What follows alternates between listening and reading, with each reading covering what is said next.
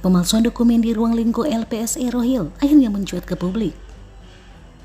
Masih dalam persoalan surat sanggahan yang dilayangkan oleh pihak PT Mandiri Tua Rezeki terhadap LPSE Rohil karena diduga adanya kejanggalan di ruang lingkup LPSE Rohil yang sudah memenangkan suatu tender maupun proses lelang terhadap perusahaan yang dianggap sudah kadaluarsa atau tidak aktif lagi.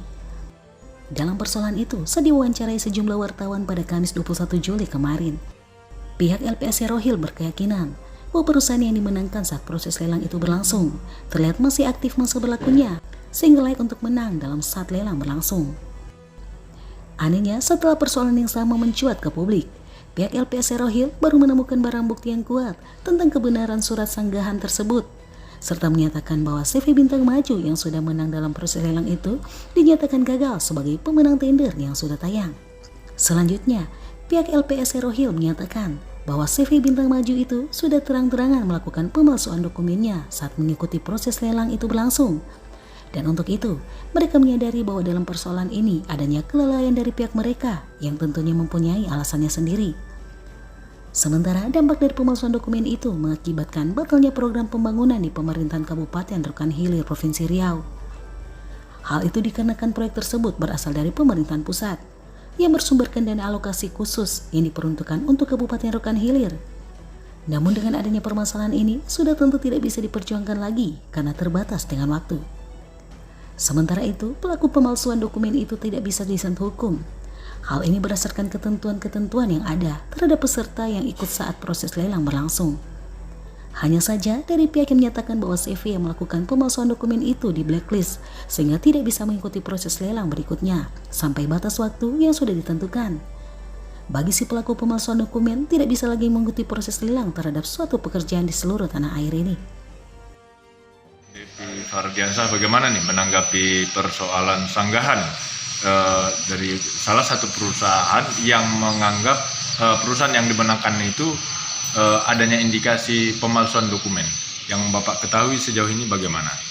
Jadi terima kasih, semalam kita sudah klarifikasi terkait dengan sanggahan pihak penyedia yang menyanggah antara dokumen yang disampaikan oleh pihak penyedia sama pihak penyangga yang menyanggah tadi. Kita sandingkan, ini dokumen yang disampaikan, kemudian mereka bisa dari pihak penyangga menunjukkan nih dokumen yang dikeluarkan oleh PJK. Ternyata kita klarifikasi, benar adanya memang bahwa data dokumen SPW yang disampaikan oleh pemenang itu tidak asli. Tidak asli ya. Berarti secara tidak langsung bahwa keputusan pemenang CV Bintang Maju itu tidak ada lagi dan dibatalkan. Untuk pemenangnya itu. Nah, kelanjutan dari proses ini artinya CV Bintang Maju berdasarkan aturan mereka di blacklist, kemudian dia tidak menjadi pemenang, dan nantinya kita lanjutkan ke proses selanjutnya. Apakah nanti PPK, sekarang kan sudah di ranah PPK, ketika proses pengumuman sudah selesai, itu kita serahkan ke PPK. PPK nanti sekarang mengambil keputusan setelah adanya laporan seperti ini benar adanya, apakah dia akan sesuai dengan aturan, apakah dia akan membatalkan paket, ataukah dia akan melanjutkan dengan pemenang cadangan, atau tender ulang, dia ada tiga.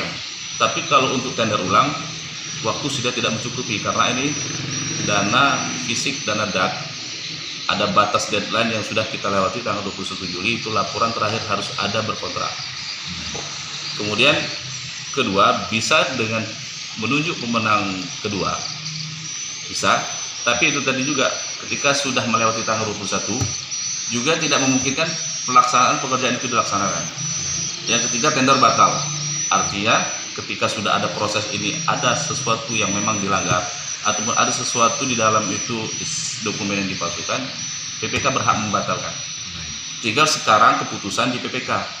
Apakah PPK akan mengambil tiga keputusan ini, salah satunya terserah dari PPK. Yang jelas kemungkinan terbesar itu ya dibatalkan.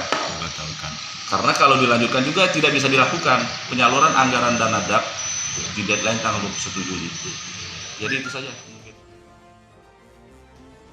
Dari Rokan Hilir, Provinsi Riau, Handoko mengabarkan untuk MMC TV.